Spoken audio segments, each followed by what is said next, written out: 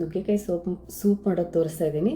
ನುಗ್ಗೆಕಾಯಲ್ಲಿ iron, calcium ಮತ್ತು nutrients ಚೆನ್ನಾಗಿರುತ್ತೆ ಮತ್ತು ವಿಟಮಿನ್ ಸಿ ಇರುತ್ತೆ. ಇಮ್ಯುನಿಟಿಯು ಕೂಡ ಚೆನ್ನಾಗಾಗುತ್ತೆ. ನಾನು ಒಂದು ಕುಕ್ಕರ್ಗೆ ಸ್ವಲ್ಪ ಬೆಣ್ಣೆ,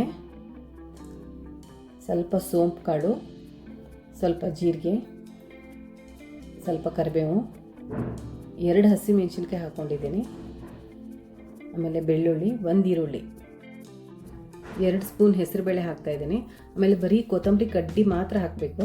ನುಗ್ಗೆಕಾಯಿನ ಕಟ್ ಮಾಡಿ ಚಿಕ್ಕದಾಗಿ ಕಟ್ ಮಾಡಿ ಹಾಕಬೇಕು.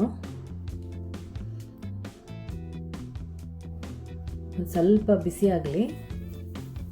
ಆಮೇಲೆ ಸ್ವಲ್ಪ ಹುಣಸೆಹಣ್ಣು, ಸ್ವಲ್ಪ ಅರಿಶಿನ ಪುಡಿ, ರುಚಿಗೆ ತಕ್ಕಷ್ಟು ಉಪ್ಪು ಹಾಕ್ಕೊಳ್ಳಿ. ಉಪ್ಪು ಹಾಕಿ ಎಲ್ಲ ಸ್ವಲ್ಪ ಕಲಿಸ್ಬೇಕು ಅದನ್ನು. ಆಮೇಲೆ ಸ್ವಲ್ಪ ನೀರು ಹಾಕ್ಕೊಳ್ಳಿ, ತುಂಬಾ ನೀರು ಹಾಕಬೇಡಿ. ಆಮೇಲೆ ಇದು ನೋಡಿ ಸ್ಪೈಸ್ ಡಿಫ್ಯೂಸರ್ ಅಂತ, ಇದರಲ್ಲಿ ಚಕ್ಕೆ, ಲವಂಗ, ಆಮೇಲೆ ಒಂದು ಸ್ವಲ್ಪ ಮೆಣಸುಕಾಳು.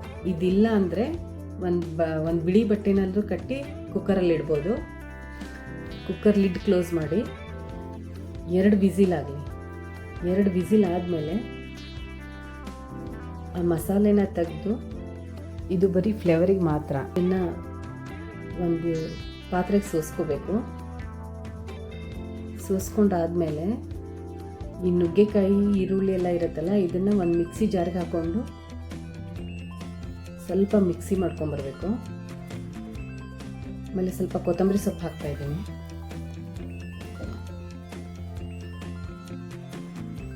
ಇದನ್ನು ಸೋಸ್ಕೊಂಡು, ಆಮೇಲೆ ಇದು ಬೋನ್ ಸ್ಟ್ರಾಂಗ್ ಆಗುತ್ತದೆ ಇದರಿಂದ, ಮತ್ತು ಕೊಲೆಸ್ಟ್ರಾಲೂ ಎಲ್ಲ ರಿಡ್ಯೂಸ್ ಆಗುತ್ತದೆ. ಇದನ್ನು ಈಗ ಒಂದು ಪಾತ್ರೆಯಲ್ಲಿ ಮತ್ತೆ ಸ್ವಲ್ಪ ಕುದಿಸ್ಕೊಳ್ಳೋಣ. ಒಂದು ಕುದಿದ್ರೆ ಚೆನ್ನಾಗಿರುತ್ತೆ.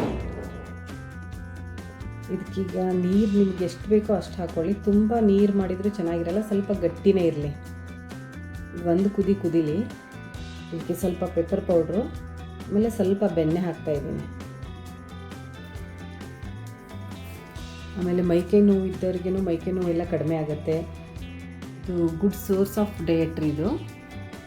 ಮತ್ತು ಮುರಿಂಗಾ ಪೌಡ್ರ್ನಲ್ಲಿ ಇರೋ ಬೆನಿಫಿಟ್ಸ್ ಎಲ್ಲ ಇದರಲ್ಲೂ ಸಿಗುತ್ತದೆ. ಮತ್ತು ಮುರಿಂಗಾ ಪೌಡ್ರು ನುಗ್ಗೆ ಎಲೆಯಿಂದ ಮಾಡಿರ್ತಾರೆ. ಮತ್ತು ನುಗ್ಗೆ ಸೊಪ್ಪಿನ ಪಲಾವ್ ನಾನು ನೆಕ್ಸ್ಟ್ ರೆಸಿಪಿಯಾಗಿ ತೋರಿಸ್ತಾ ಇದ್ದೀನಿ. ಸೊ ವಾಚ್ ಮಾಡಿ. ಜಿಮ್ ಮಾಡೋರಿಗೆ ಕೂಡ ಇದು ಮಸಲ್ ಗೇನಲ್ಲಿ ತುಂಬ ಯೂಸ್ಫುಲ್ ಆಗುತ್ತೆ.